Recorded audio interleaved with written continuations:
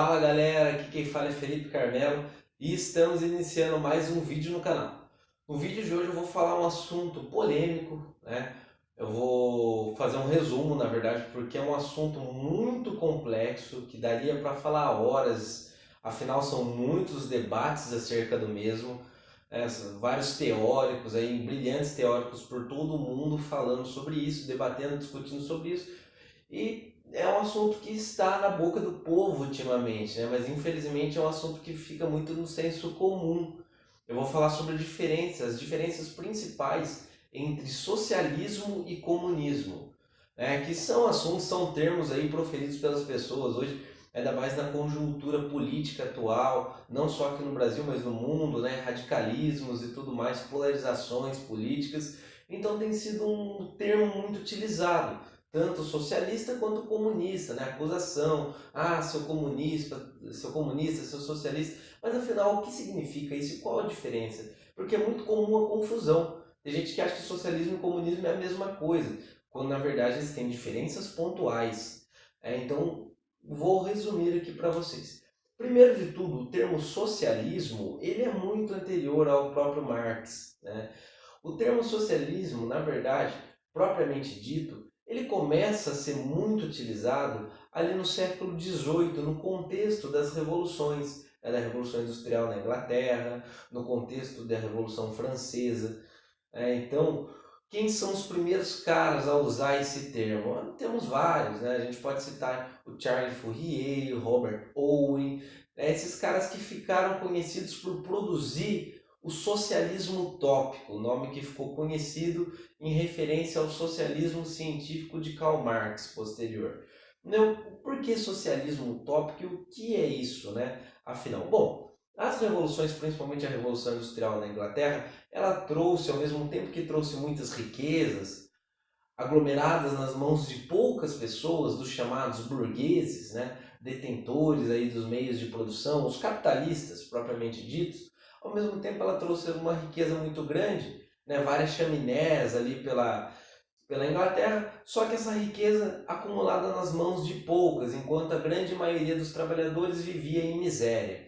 Então, alguns pensadores começaram a pensar em sociedades ideais, sociedades idealizadas, onde seria distribuída essa riqueza, né? São esses que eu citei para vocês, os chamados socialistas utópicos. E por que esse nome de utópicos? Porque esses socialistas utópicos, eles vão propor uma sociedade melhor, mas eles não têm de fato uma solução para o problema, né? Eles propõem sociedades aí impossíveis, mas eles não falam como a sociedade chegaria a esse estágio ideal. Eles não propõem, eles só falam que o ideal seria ter uma sociedade assim, mas não propõem o como. Né? Então, por isso, socialistas utópicos.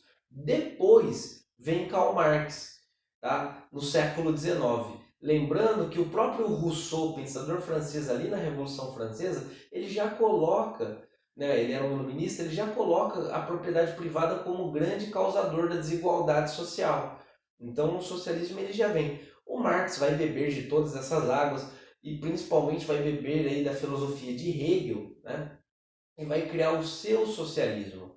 E aqui a gente fala do socialismo propriamente aí feito por Marx e Engels, né, que é o seu parceiro de escrita. Então, primeiro de tudo que vocês precisam saber, vamos pegar então o socialismo científico, também conhecido como marxismo, e vamos diferenciar do comunismo, também proposto por Marx. Então, o que vocês precisam saber é o seguinte, para Karl Marx e Engels, o socialismo seria uma fase transitória entre capitalismo e comunismo. Então tem que lembrar que o pensamento do Marx é um pensamento dialético, onde você sempre tem uma tese, depois uma antítese e o choque desses opostos gera uma síntese. No caso, você teria a tese que seria o capitalismo, uma ideia oposta que seria o socialismo, e do choque desses dois você geraria a comunidade ideal, o comunismo, né? A sociedade ideal para o Karl Marx. Então, quais são as principais diferenças? Primeiro de tudo, o socialismo ele seria uma fase de transição. Então, vamos pegar a Rússia como exemplo, tá? Em uma sociedade capitalista, segundo Marx, através de uma revolução, né? Que revolução seria essa? Uma revolução proletária, onde os trabalhadores sairiam às ruas, se rebelariam e tomariam o poder, ou seja, através de uma revolução, você instauraria o socialismo. E o socialismo, o que representa esse socialismo? Seria um estágio transitório, então, onde quem governa são os trabalhadores, o que o Marx vai chamar de ditadura do proletariado, não é? Ditadura não significa, não tem o mesmo significado de hoje, né? Uma coisa repressiva, não. Ditadura do proletariado, Marx está querendo dizer que só os trabalhadores é que governariam. Então, no período, no estágio aí do socialismo, o que aconteceria? Esses trabalhadores governariam através da ditadura do proletariado e eles confiscariam todos os meios de produção. Eles iriam socializar os chamados meios de produção, ou seja, as fábricas, as máquinas, passariam para as mãos dos trabalhadores. Tá? Então, por isso que você teria que ter esse estágio transitório chamado de socialismo, porque é nesse estágio que ocorre a socialização dos meios de produção. Após ocorrer toda essa socialização e o Estado ter distribuído de maneira igualitária todos os recursos e todos os bens, toda a riqueza produzida, aí poderíamos chegar ao comunismo, estágio final, onde o Estado seria dissolvido, onde não precisaria mais haver Estado algum.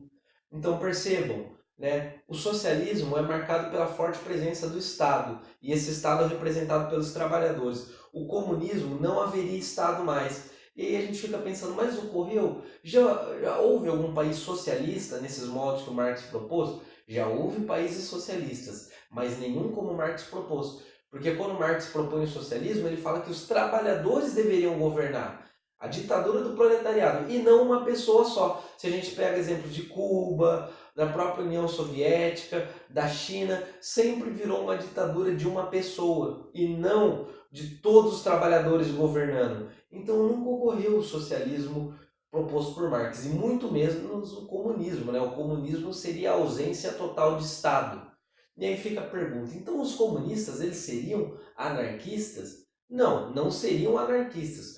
Porque a grande diferença de comunismo e anarquismo é exatamente o período transitório do socialismo. Os anarquistas eles são totalmente contrários ao socialismo, à existência de um Estado. Para os anarquistas, depois do capitalismo, de maneira abrupta você já deveria pular para o anarquismo. A inexistência de nenhum Estado, nenhum meio de coerção. Agora, segundo os comunistas, você precisaria do socialismo antes para depois extinguir o Estado. Então essa é a grande diferença. Tá? Vale lembrar que o próprio Marx ele falava que o capitalismo tinha sido importante para produzir a riqueza, mas o capitalismo ele não distribuía de maneira igual. Então aí você precisaria primeiro do capitalismo, depois do socialismo para fazer essa distribuição e por último o comunismo, onde não precisaria mais do Estado. Beleza, gente? Espero que tenham gostado. Se gostou, deixa um like aqui embaixo que me ajuda bastante. Se inscreva no canal, compartilhe com os amigos e até a próxima.